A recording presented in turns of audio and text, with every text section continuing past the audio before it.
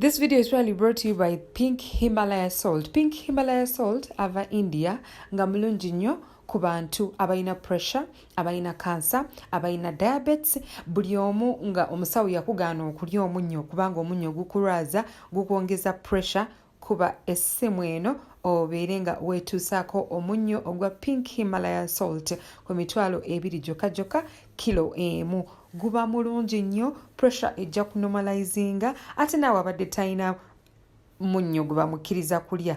This is what you need to put in your food. Oh yes, kitalo nnyo, kitalo ddala. Muganda wa Kenzo amanyikiddwa nga Hassan nawe kitavudde mu bulamu bw'ensi eno. Tetumanyi kivudde kuki omusajja ono kuba nti afa, naye nga ate mpola mpola amawulire agakagwawo. Kiteebereza okuba nti Hassan amaze okuba nti afa era nga Kenzo Alimumaziga. Musajja ono agenda maaso n'okuba nti yeetegekera gye bayita Eddy Kenzo Festival era nga alina baganda be basatu, omuwala ne muganda amanyikiddwa nga Hassan abadde mukulu we mpola mpola amaze okuba nti afa era nga okuziika kirabika okuba nti kulwa Masaka. Tetumanyi ddi oba ddi, ekigezaako okuba nti tunoonya mpola mpola. Weewale okuba nti otambula naffe, omukutu guli gumu gwa Uganda Mukamooli bampita Ntambi Jimuso. Genda maaso n'okuba nti olikinga n'okusubscribinga tusobole okuba nti tutambula ffenna mpola mpola. Era nkwebaza okusobola okuba nti obadde naffe ebbanga lyonna. Ssaawa zino amawulire agakagwawo gannaku ganyiike. Musajja mukulu amanyikiddwa nga Eddy Kenzo Musuuza wetwogerera gakaaba gakomba. Musajja wattu mulekwa, talina maama, talina taata. Abadde ne muganda amanyikiddwa nga Hassan nga yagezaako okumukola nga taata kubaga ya mukulu we. Omuganda wona asobola okuba nti amukolera ebintu bingi, asobola okuba nti abeerawo ku lwa famire, asobola okuba nti akyusa embeera mu famire mpola mpola n'okugezaako okuba nti ayamba musajja mukulu amanyikiddwa nga Eddy Kenzo Musuuza okusobola okuba nti akola n'okubaako kyatuukako mpola mpola. Era nga Kenzo oba oliawo abadde ali mu time ey'okuba nti asanyuka ne baganda be mpola mpola. Ajjukira Kenzo gana mawulire gatuukiddewo nti abadde agezaako okuba nti ategeka gye bayita Eddy Kenzo Musuuza Festival egenda okubeera ku Airstrip ennaku z'omwezi 12 omwezi ogujja. Era nga oba oliawo mpola mpola Kenzo abadde agezaako okuba nti yeetegeka okuba nti ateekawo ebintu ebyenjawulo. Era nga Kenzo asobodde okuba nti oba oliawo mpola mpola yeetegeka bulungi. Activations abadde yakazikola mpola mpola, naye nga ate kyetwakawulira agakagwawo ge kuba nti oba oliawo omusajja mukulu amanyikiddwa nga Eddy Kenzo Musuuza, muganda omukulu amanyikiddwa nga Hassan amaze okuba nti afa olunaku lwaleero. Bingi ebigenda maaso n'okuba nti byogerwa. Omanyi buli muganda wa sita wafiirwa omuntu around. Bingi ebigenda maaso n'okuba nti byogerera. Abantu bagenda maaso n'okuba nti basala ekigambo nga bannayuganda as always, nti bagenda maaso n'okuba nti basala ekigambo nga bannayuganda. So wetwogera Musuuza Kenzo agenze mu maaso n'okuba nti akonfaminga okufa kwa muganda amanyikiddwa nga Hassan abadde mukulu we. Bali baana basatu mu family mpola mpola. So Kenzo kati asigadde banamunigina mu nsi nga bekyogerwa ensangi zino nti however osobola okubaako n'abantu ab'enjawulo, osobola okubeera n'emikwano gyo, naye ate muganda omusajja abawanjawulo aba very special, aba so special mu industry, aba so special mu kyemukola. So olwekyo Kenzo oba oliawo musajja wattu eyamwalula esiridde. Jjukira talina maama, jjukira talina taata, era obulamu bugera maaso n'okuba nti bukaloba eva.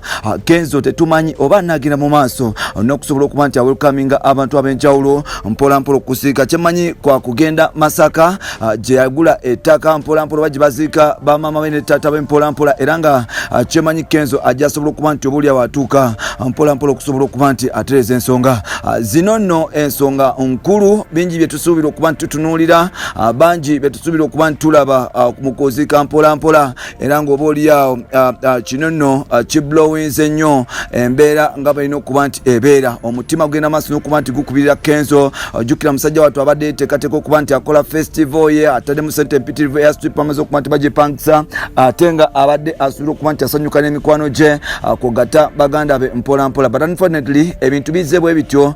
Musajja mukulu asobodde okuba nti oba oliawo obulamu bugenda bwe butyo ku time oba oliawo musajja mukulu gy'abadde yeetaagira blood we okusobola okuba nti abeerawo mpola mpola. That means nti obulamu si bwangu. Obulamu bw'ensi ntera nnyo okugamba nti bulamu bwa kisiru. Osobola okuba nti okuma byonna by'otereka okumala ebbanga, but at the end of the day buli lw'otuuka woba nga otuuse ng'omaze okuba nti okola ebintu eby'enjawulo, Mukama n'akujjulula. So if you have time, have fun. If you have money, chop it because life is life is very short. Eringa full stop obulamu bumpi nnyo, obulamu bwa kiseera.